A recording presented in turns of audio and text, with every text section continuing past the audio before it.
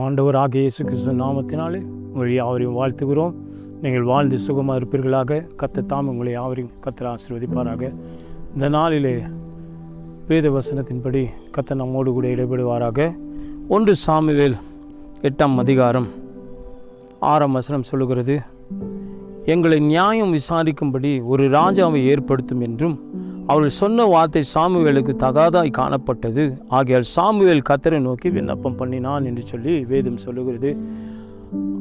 ஆதி காலத்திலிருந்து ஆண்டவர் நம்மை தீர்க்கதரிசிகள் மூலமாகவும் கர்த்தர் வழி நடத்தி வந்த இஸ்ரவேல் ஜனங்களை தேவன்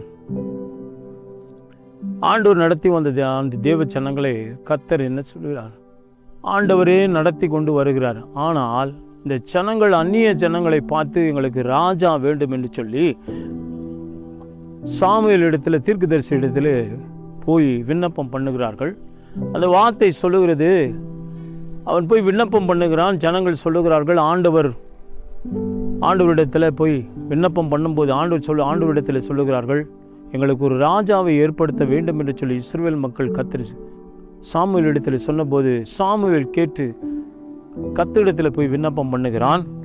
ஆண்டவர் சொல்லுகிறான் 1ஆம் அதிகாரம் 8ஆம் வசனம் 8ஆம் வசனத்திலிருந்து ஆண்டு சொன்ன வார்த்தை, அப்போது கர்த்தர் சாமுவேலை நோக்கி, ஜனங்கள் உன்னிடத்தில் சொல்லுவது எல்லாவற்றையும் அவர்களுக்கு சொல்லை கேள். அவர்கள் உன்னை ஆளாதபடி நான் அவர்களை ஆளாதபடிக்கு என்னை தள்ளினார்கள் என்று சொல்லி ஆண்டவர் சொல்லுகிறார். இவர் போய் சாமுவேல் அழும்போது தேவனிடத்தில் அழுகிறபோது ஆண்டவர் சொல்கிறார், ஆண்டவரே அவர்களை ராஜாவை கேட்கிறார்கள் என்று சொல்லி அவன் விண்ணப்பம் போட்டு அழுவும்போது ஆண்டவர் சொல்லுகிறார், அப்பா நீ ஏன் அழ வேண்டும்? அவர்கள் உன்னை தள்ளவில்லை, என்னை தள்ளினார்கள் என்று சொல்லி தேவன் சொல்லுகிறார்.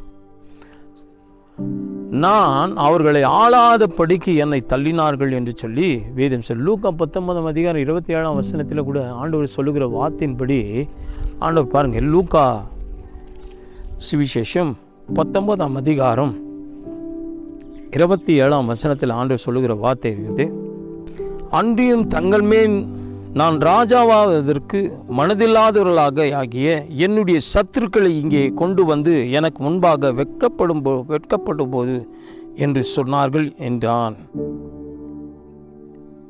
அன்றியும் தங்கள் மேல் நான் ராஜாவா ஆகுவதற்கு மனதில்லாதவர்களாக என்னுடைய சத்துருக்களை இங்கே கொண்டு வந்து எனக்கு முன்பாக வெட்கப்படுவார்கள் என்று சொன்னார். கர்த்தருக்கு விரோதமான காரியங்களையே ஜனங்கள் யோசிக்கிறதுனால, கர்த்தர் சொல்லுகிற வார்த்தைக்கு கீழ்ப்படியாதனால தேவன் ஆண்டவர் ராஜாக்களை ஏற்படுத்தும். ஆண்டவர் சொல்கிறாரு, ராஜா எப்படியெல்லாம் உங்களை ஆளப்போகிறான் என்பதை அவர்களுக்கு போய் சொல்லு என்று சொல்லி ஆண்டவர் சாமுவேல் இடத்தில் சொல்லுகிறார். ஒரு ராஜா என்றால் அவனுக்கு வரி கட்ட வேண்டும். இவர்களுக்கு தானே ஆண்டவர் நடத்தி வந்து இவர்களை கொண்டு வந்து பாலும் தேனும் ஓடுகிற தேசத்தில் கொடுத்து இவர்களை ஆளும்படியாக கர்த்தரே இவர்களை ஆளும்படியாக கர்த்தர் கொண்டு போய் ஆளுகை செய்ய வேண்டும் என்று சொன்னால் இவர்கள் தனக்கு ராஜா வேண்டும் என்று சொல்லி தேவனிடத்தில் ராஜா வேண்டும் என்று விண்ணப்பம் பண்ண வேண்டும் என்று சொல்லி சாமுவேலிடத்தை கேட்கும்போது சாமுவேல் தேவனிடத்தில் போய் கேட்கும்போது அவன் அழுகிறான்.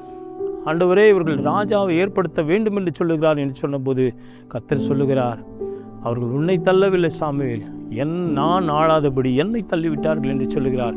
ஆனால் கர்த்தர் சொல்லுகிறார், நான் அப்படி ஒரு ராஜா ஏற்படுத்தினால் அந்த ராஜா என்னவெல்லாம் உங்களுக்கு செய்வான் என்று சொல்லி ஆண்டவர் அந்த காரியங்களை குறித்து சாமுவேல் இடத்தில் திட்டமாய் தீர்மானமாய் சொல்லி அனுப்புகிறார். நீ போய் அவரிடத்தில் பேச வேண்டும் என்று சொல்லி, நான் அவர்கள் எகிப்திலிருந்து புறப்பட பண்ணின நாள் முதல் இந்த நாள் மட்டும் அவர்கள் என்னை விட்டு வேறே தேவர்களை சேவித்து வந்தார்கள். எல்லா செய்களும் படியும் செய்துவது போல அவர்கள் உனக்கும் செய்தார்கள்.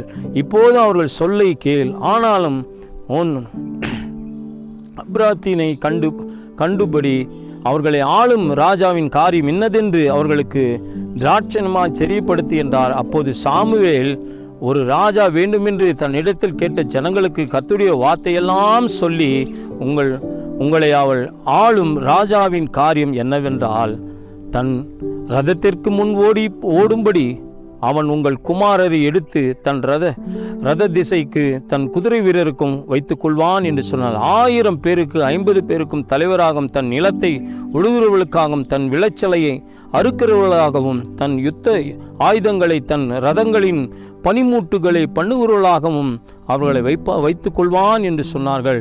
அவர்களின் குமாரத்திகள் பரிமள தைலம் செய்கிறவர்களாகவும் சமையல் பண்ணுறவர்களாகவும் அப்பம் சுடுகிறவர்களாகவும் வைத்துக் கொள்வான் என்று எத்தனையோ காரியங்களை குறித்து ஆண்டவர் சொல்லுகிற வார்த்தை.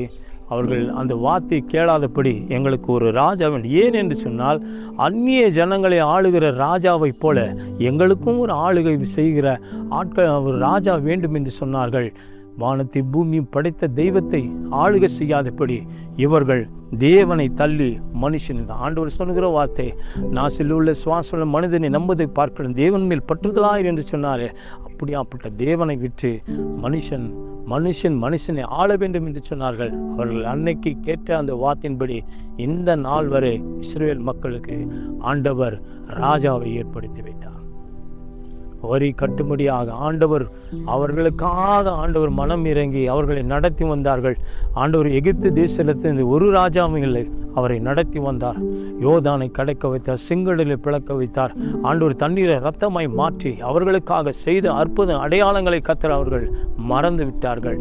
சங்கீதத்திலே கூட சொல்றார், இவ்வளவு சீக்கிரமாக தன் தேவனை மறந்தார்கள் என்று சொன்னது போல கர்த்தருடைய வார்த்தையை அவர்கள் நம்பாதபடினாலே ராஜா வேண்டும் என்று சொல்லி ராஜாவை ஏற்படுத்தினார்கள், தேவனை தள்ளினார்கள். ஆண்டவர் நேரடியாக தேவன் தீர்க்கதரிசி மூலமாக பேசின வார்த்தைகளை இவர்கள் கேட்காதபடி தன் ராஜா வேண்டும் என்று சொல்லி அவர்கள் இந்த நாளிலே கூட அநேக ஜனங்கள் கர்த்தருடைய வார்த்தைக்கு கேட்காமல் அநேகருடைய மனுஷனுடைய வார்த்தைகளுக்கு செவி கொடுக்கிறார்கள். அதனால வாழ்க்கையில் எல்லாம் தவறி போகிறது. தேவனுடைய வார்த்தையை கேளுங்கள், தேவனுடைய வார்த்தை செவி கொடுங்கள். ஆண்டவருடைய வார்த்தைக்கு செவி கொடுக்கும்போது கர்த்தருடைய தாமம் மகிமைப்படும். அவருடைய வார்த்தைக்கு நாம் செவி கொடுப்போம். அநேக இந்த வார்த்தையை கேட்ட ஜனங்களுக்கு ஆண்டவர் சொல்கிறார், ராஜாவை ஏற்படுத்தின போது அந்த ஜனங்களை ஆளும்படியான ராஜாக்களை ஏற்படுத்தினார். ஆனால் கர்த்தரோ அவர்களை ஆளாதபடி அவர்களை தள்ளினார்கள் என்று சொல்லி வேதம் சொல்லுகிறது.